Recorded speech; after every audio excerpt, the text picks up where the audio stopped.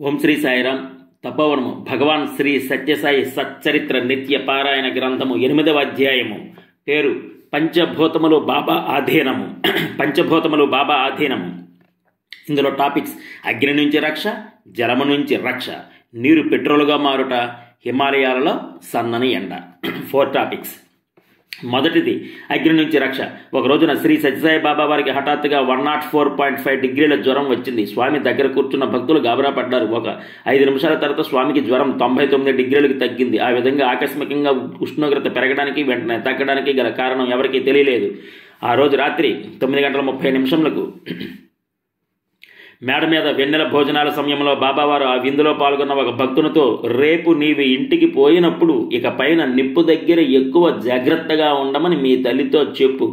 ఎప్పుడూ ఆమె వెంటనే ఉండి కష్టాల నుండి కాపాడతానని చెప్పు అన్నారు. అప్పుడు అక్కడ చేరిన భక్తులు ఆశ్చర్యపడి ఆ విషయం ఏమిటో చెప్పమని బాబాగారిని అడిగారు. అప్పుడు స్వామి ఇతని తల్లి చుట్టూ నూనె దీపాలు పెట్టుకొని పూజాగృహంలో నిలబడి ప్రార్థన చేస్తుంటే ఆమె చీరకు నిప్పంటుకున్నదని చెప్పారు. అది విన్నవారు స్వామి అనుజ్ఞతో ఆమెకు ట్రంక్ కాల్ చేశారు. ఆమె ఫోన్ దగ్గరికి వచ్చింది. అప్పుడు స్వామి ఆమెతో మాట్లాడుతూ తాను అనుగ్రహించి మంటలు చల్లార్చిన విషయం తెలిపి ఆమెను ఊరడించారు. అప్పుడు ఆమె, స్వామి మంటలు చల్లార్చే సమయంలో తమ చేతులంత కాలి ఉంటాయో కదా అని అడిగింది. దానికి స్వామి, లేదమ్మా, నా చేతులు కాలలేదు, కానీ జ్వరం హెచ్చుగా వచ్చి వెంటనే తగ్గిపోయింది అన్నారు. నెక్స్ట్, జలం నుంచి రక్ష. దాని గురించి చూద్దాం. జలం నుంచి రక్ష ఏ విధంగా చూద్దాం. భగవాన్ బాబా పాత మందిరంలో నివసిస్తున్న రోజులలో ఒకసారి చిత్రావతికి వరద వచ్చింది. వరద నీరు క్రమంగా మందిరం చుట్టూ చేరింది. కొద్ది నిమిషాలలో ఆ నీరు లోపలికి ప్రవేశించి మందిరమంతా జలమయ్యే పరిస్థితి ఏర్పడింది. వెంటనే బాబా నీటిలో దిగి, ఇక చాలు, వెనకకి మరలి పో అని ఆదేశించారు. వెంటనే నదీ ప్రవాహం తగ్గిపోయింది. 1962 దసరా ఉత్సవాలలో మొదటిసారిగా వేద పురుష సప్తాహ జ్ఞాన యజ్ఞం జరిగింది. వేల కొలది భక్తులు ప్రశాంతి నిలయం వచ్చి చేరుకున్నారు. పూర్ణాహుతి జరగబోయే సమయానికి ఆకాశం మేఘావృతమైంది. గంభీరమైన మేఘ గర్జనలతో కుంభవృష్టి సూచనలు కనిపించాయి. అప్పటికింకా ఆడిటోరియం కట్టలేదు. భక్తులంతా ఆరు బయట సమావేశమై ఉన్నారు. వర్షం వస్తే కార్యక్రమానికి తీవ్ర అంతరాయం కలుగుతుందని ప్రజలలో కలవరం బయలుదేరింది. అప్పుడు భగవాన్ బాబా, మీరేమీ ఆందోళన పడకండి, వర్షం రాదు అన్నారు. అంతే, కొంతసేపటికి కారు మేఘాలు అదృశ్యమైపోయాయి. వచ్చిన భక్తులందరూ పూర్ణాహుతి కార్యక్రమాన్ని తనివితీరా చూసి ఆనందించారు. నెక్స్ట్, నీరు పెట్రోల్గా మారుట.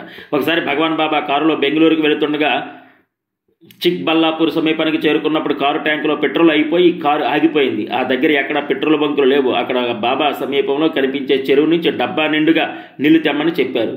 ఆ నీటిలో తన వ్రేలిని పెట్టి గిరగిరా తిరిపి దానిని పెట్రోల్ ట్యాంకులో పోసి కారు నడపమని డ్రైవర్ని ఆదేశించారు. ఇక కారు నడవసాగింది. మరొకసారి సత్యసాయి బాబా భక్తుల బృందంలో మహారాష్ట్రలోని ఔరంగాబాద్, ఎల్లోరా పర్యటనలు ముగించుకుని హైదరాబాద్ వస్తున్నారు. మార్గమధ్యంలో పెట్రోల్ అయిపోయి బాబా ప్రయాణిస్తున్న కారు ఆగిపోయింది. అప్పుడు రాష్ట్రమంతటా పెట్రోల్ వర్తకుల సమ్మె కావడం వల్ల ఎక్కడా పెట్రోల్ లభించలేదు. అప్పుడు సాయి పరమాత్ముడు కారుని చేతితో తట్టి నడు అన్నారు. అంతే, కారు నడిచింది.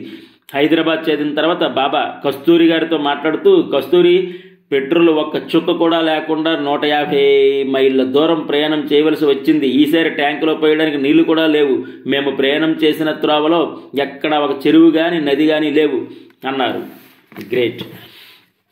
హిమాలయాలలో సన్నని ఎండ. 1961 జూన్లో భగవాన్ బాబా తన తల్లిదండ్రులను కొందరు భక్తులు బద్రీనాథ్ యాత్రకు తీసుకుని వెళ్లారు. అప్పుడు ఉత్తరప్రదేశ్ గవర్నర్గా ఉన్న బుర్గుల రామకృష్ణారావు గారు ఆ పర్యటనకు కావలసిన ఏర్పాట్లు పర్యవేక్షించారు.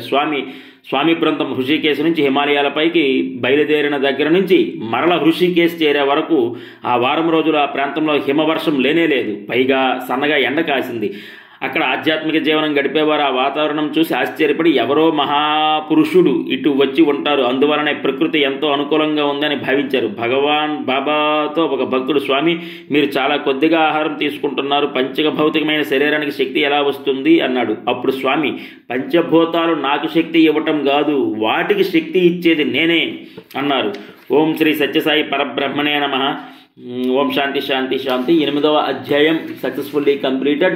Help ever, hurt never, love all, serve all, సమస్త లోకా సుఖినో భవంతు. ఓం శాంతి శాంతి శాంతి. Thank you.